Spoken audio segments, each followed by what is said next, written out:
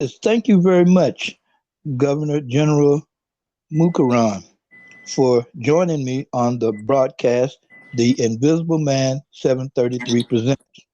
Once again, our guest today is Governor General Ajani Mukarram from the Afro-Descendant Nation. And I will give him the opportunity to say a few words about himself. So if you could just tell us a few words about yourself, sir.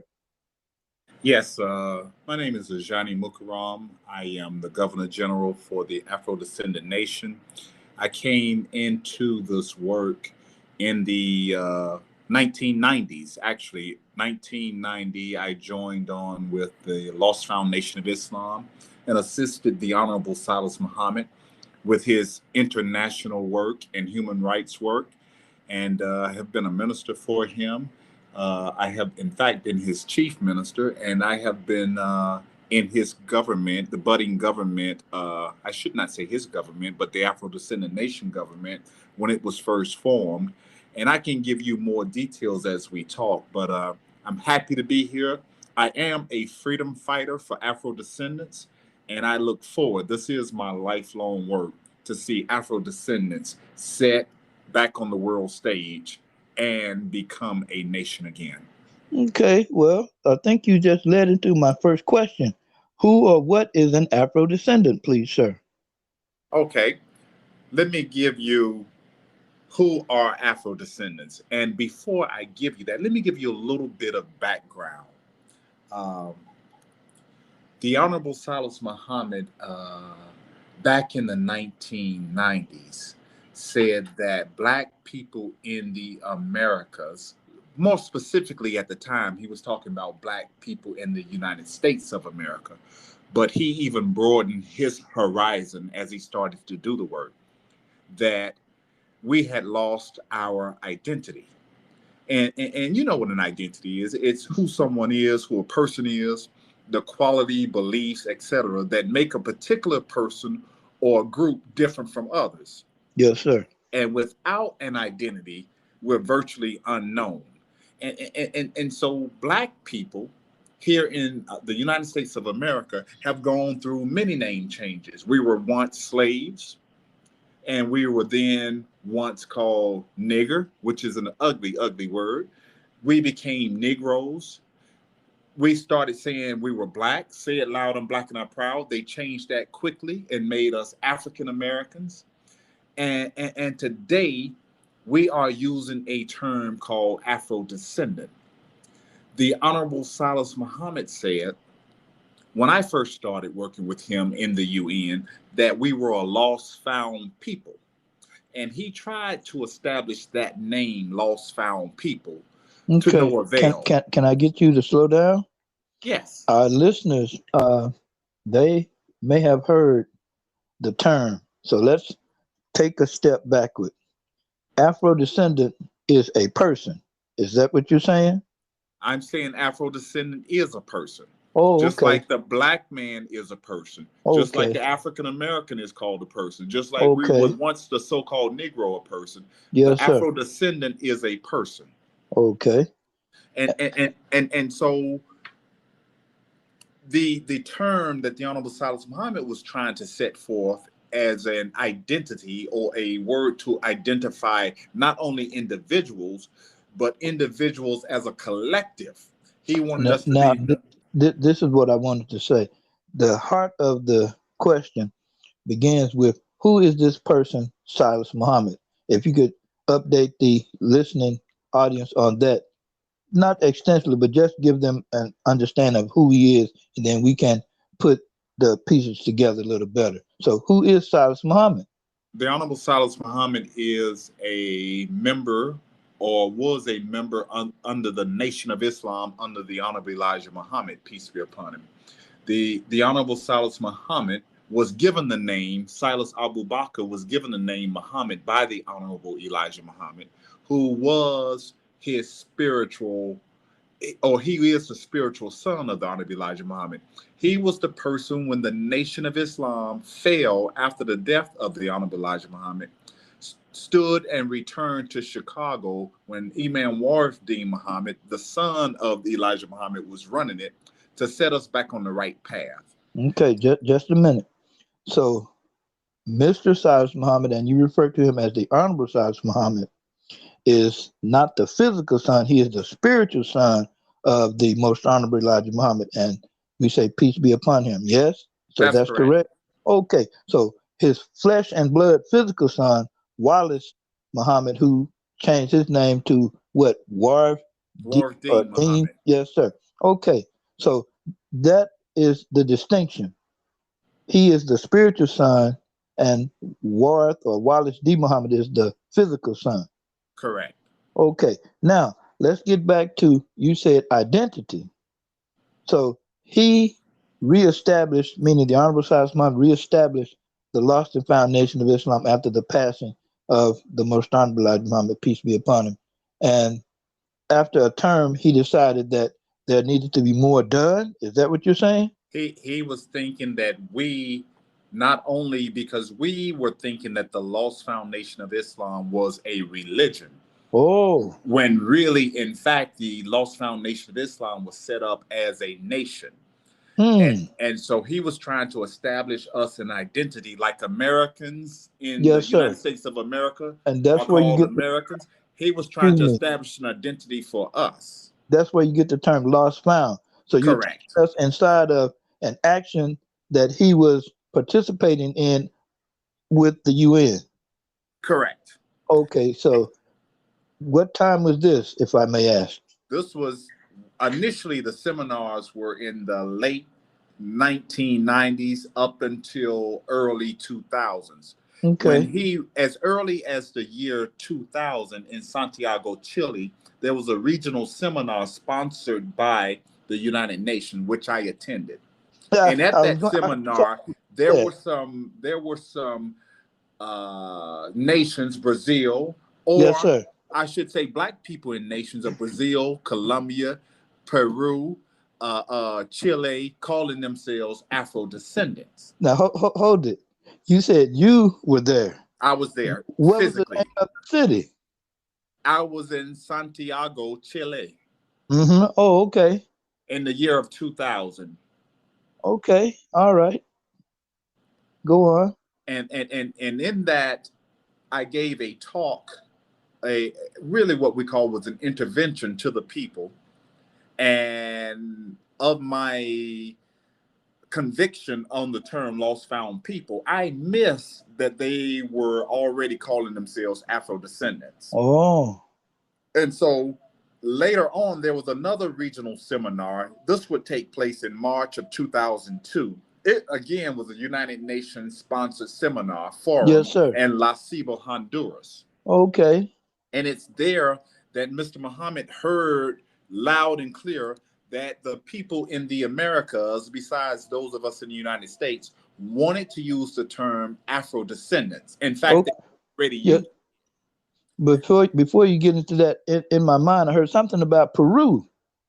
Yes. Is there anything that happened in Peru? Yeah, there was another, in fact, there were several seminars, regional seminars. Yes, there was one in Santiago, Chile. There was one in Montreal, Canada. Okay. And there was one in Chincha, Peru. That's the term. That's the funny word, Chincha, Peru. Yes. And I was there as well. And in Montreal as well. Oh, yes, sir.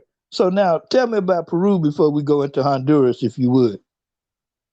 In Peru, there were a number of countries sponsored by a trip sponsored by the Lost Foundation of Islam and the United Nations. The Lost Foundation of Islam put up monies to help those who couldn't afford to travel to get there. And we flew into Lima, and we actually were bused over to what's called Chincha, Peru, which still had some of the African culture. It was a black community or descendants from Africa. And they really still had traditions. They were dancing, beating drums. The only thing, they looked just like me, who's here speaking English, but they spoke Spanish because the former slave master in Peru was a Spanish-speaking person. And so they mimicked the characteristics of their former slave master, just like we in the United States mimic the characteristics of our former slave master. Great Britain. Yes. Okay. I'm following you. And the language. And the religion. Yes, sir. and mostly the culture as well. Oh, truly, you are speaking what is a fact. Correct. Can you give us the timeline again? Uh, the intervention, which one came first before we get to La Ceiba? In So the in December of Mhm. 2000 was Santiago, Chile. That would be the Okay. first one that I attended Yes, of sir. regional seminars. Yes, The sir. second one was in Montreal, Canada. Now, may I ask you a question about Montreal, Canada? I Yes, have heard some rumblings, and this is reported to be. I want to ask you: is it a fact? There was some person who said that they were not lost. correct.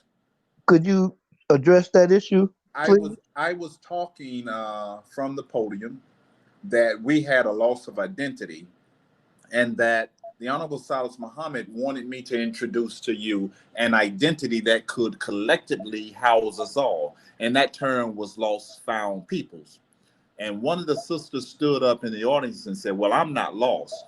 Hmm. I'm from this particular state and this particular city. So I Hmm. know who I am. I'm not lost. She's speaking geographically. Geographically, she was talking. She Oh, was talking about the mindset, having okay, been displaced of her culture, religion, and original mother tongue.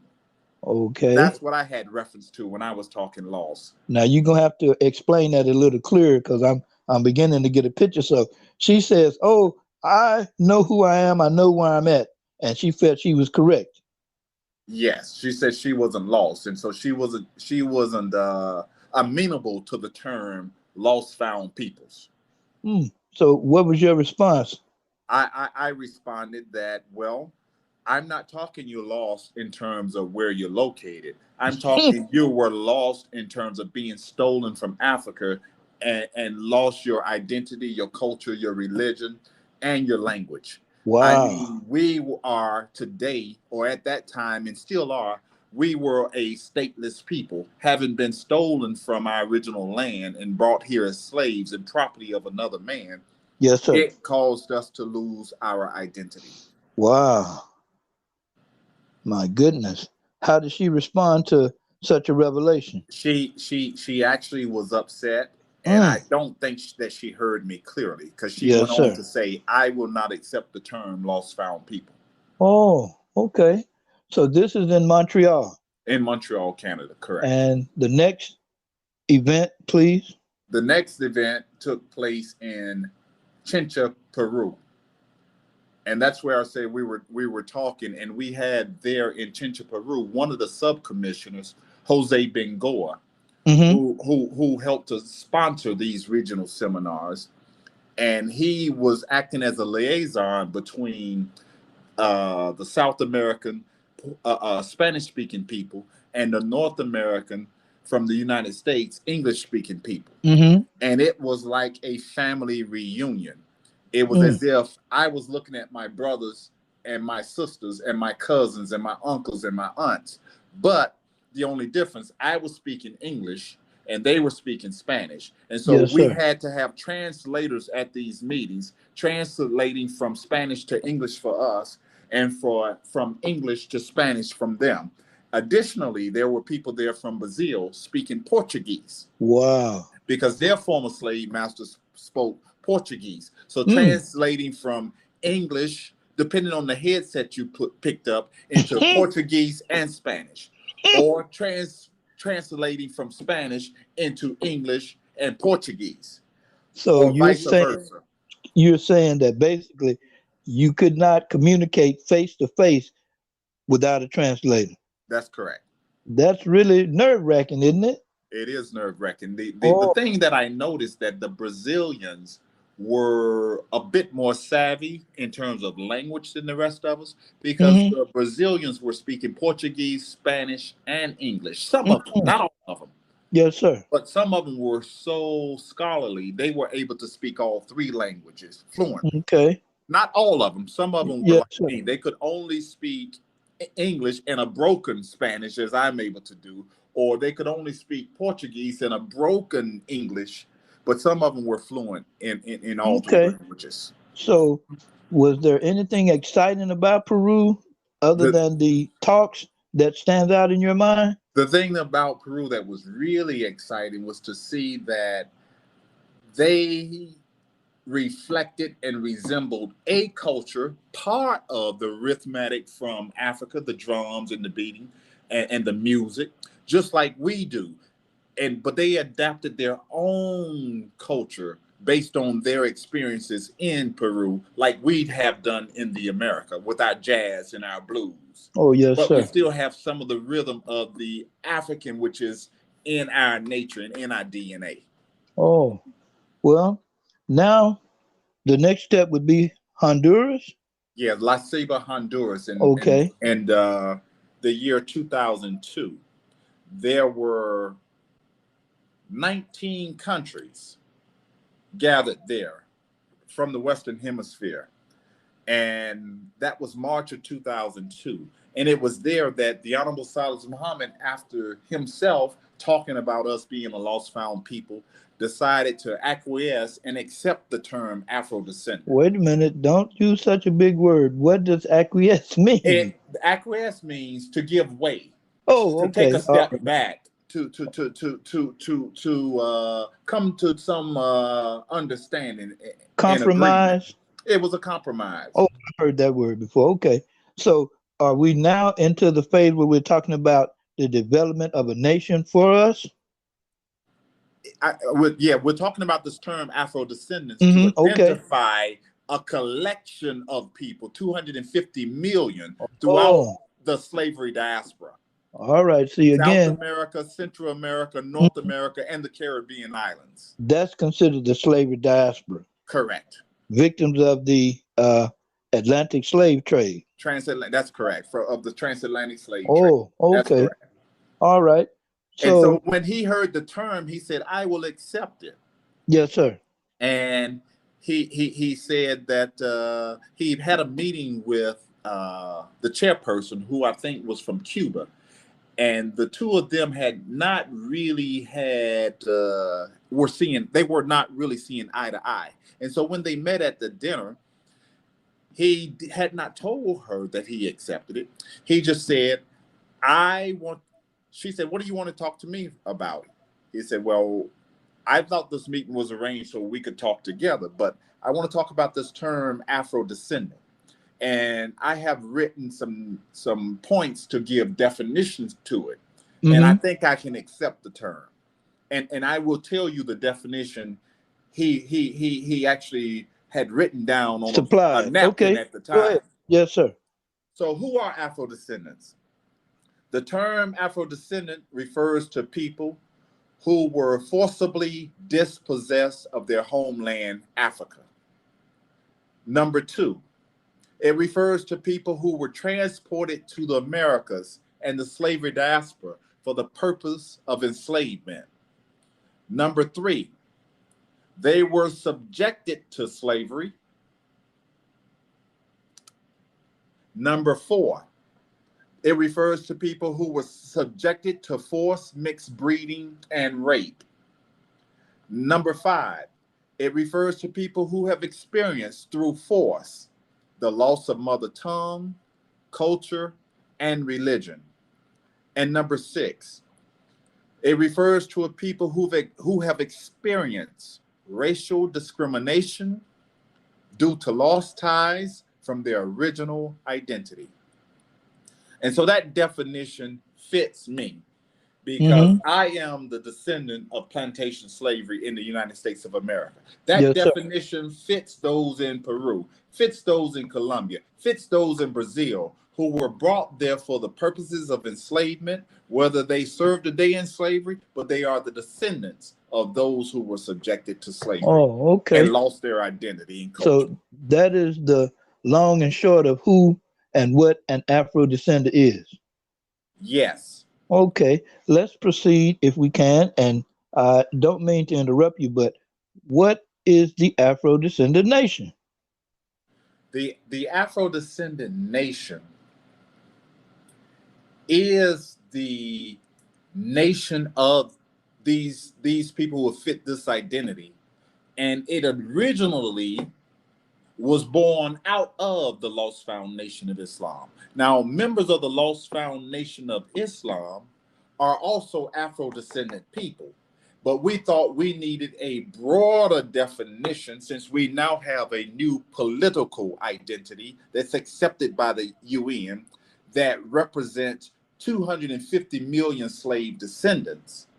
It's our political identity and connects us with 250 other people. So the Afro-Descendant Nation is a nation in its embryonic state, its baby stage, that is putting together a constitution for Afro-descendants, that's putting together the framework, just like when the United States of America was colonies for Great Britain.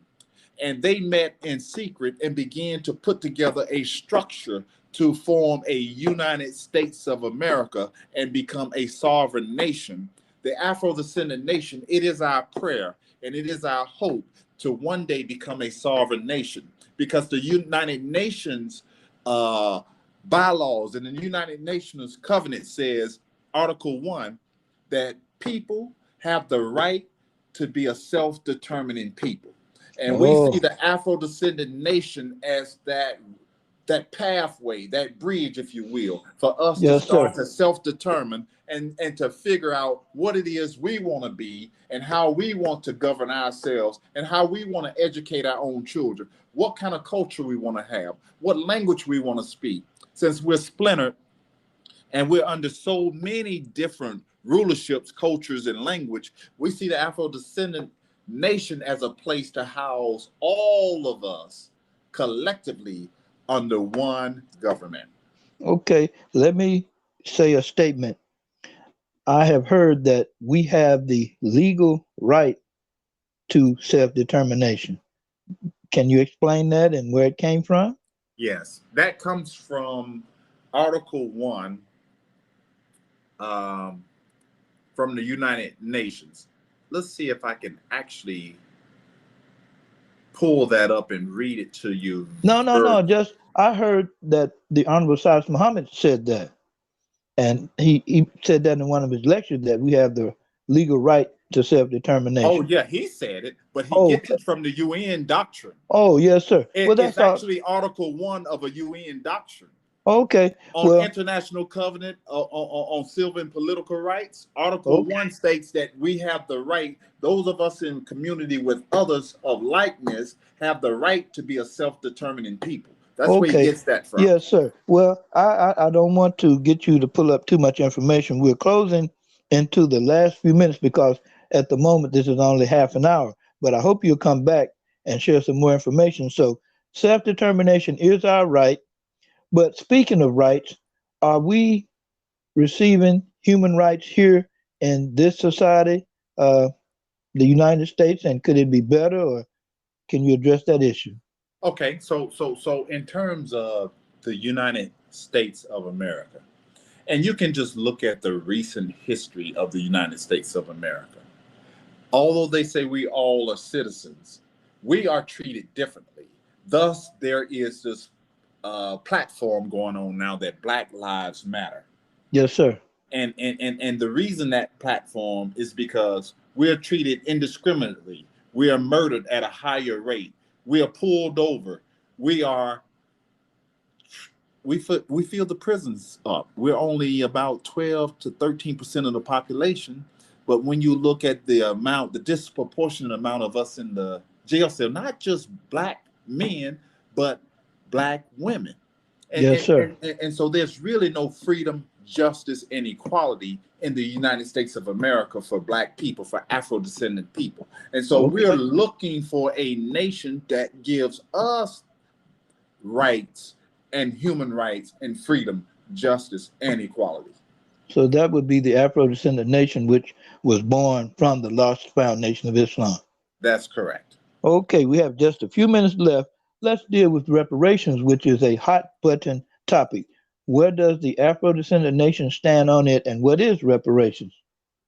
Okay, the term reparations, which most people are quite aware of now,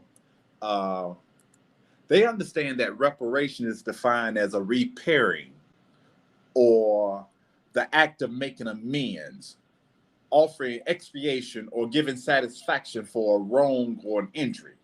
Something done or given as amends to satisfy a wrongdoing or a damage. And so, because we went through plantation slavery, which was one of the most heinous crimes since humans have been on the earth, we, just like other people who've gone through crimes from one nation given to another nation, deserve recompense or repair.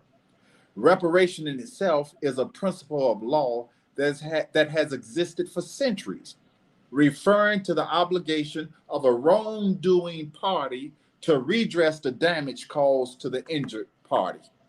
That sounds very serious. And we have a little under 5 minutes. So as we begin to wrap up, is there something that you would like for the listening audience to take away from our conversation today? Because I know you will be back. I hope that you will give me a little more time and give us more understanding. Can you give us a few final thoughts concerning human rights, self-determination, and reparations, and the Afro-Descendant Nation, please, sir? Yes. So let me first deal with human rights. And human rights are the basic standards of which people need to live or have so they can live in dignity. Without human rights or these basic standards, people cannot live in dignity. To violate someone's human rights is to treat that person as though she or he were not a human being. Thus, the term chattel slavery. It takes a human being and reduces them down to property. And even inside of the United States of America Constitution, they never changed the concept that Black people in the United States were 3/5 of a human. Now, they said they did it such that the South wouldn't have a stronger voting right and have their former slaves vote as a whole person. So they classed us as 3/5. Well, what about today? Why haven't they? Aren't there such things as amendments to the Constitution? Yes, sir. So they still leave us without our complete human rights. And because they have done this damage to us, that's what introduced, or you asked me the question about reparations. Mm-hmm. And that's that repair or making amends for wrongdoing. Now, here's the one thing I want your audience to get. Reparation is not necessarily a check. It's not necessarily education. It's not necessarily welfare. Under international law, it says reparation must, as far as possible, wipe out all the consequences of the illegal act and reestablish the situation which would, in all probability, have existed if that act had not been committed. So if we were never, our foreparents never brought into slavery, never lost our original language, never lost our culture, never came under the religion of another man, where would we be in the world after 400 plus years, almost 500 years? Where could we be in our own nation? Under international law, reparation must put us back where we would have been not 400 years ago, but 450 plus years in the future. It must wipe out all the consequences. I want your audience to get that. So reparation can be land, money, nation, Air Force, Army, protection, 50 to 70 years until we are able to establish and go for ourselves. Like the Jewish people received land, money, and support for years and years, and they still get support. And they Yes, are sir. a sovereign nation. That's what I want your audience to get. We want to be a sovereign nation again. We want reparations to make us whole again. We want to reestablish the 250 million lost stateless people back into a state that they can call their own. Well, we have only time for me to close out. I want to thank you, Governor General Ajani Mukarram from the Afro-Descendant Nation. And this has been the Invisible Man 733 Presents. I pray that you will come back and update us with more information. I sure will. Thank you so much. And once again, This has been Invisible Man 733 Presents. Goodbye.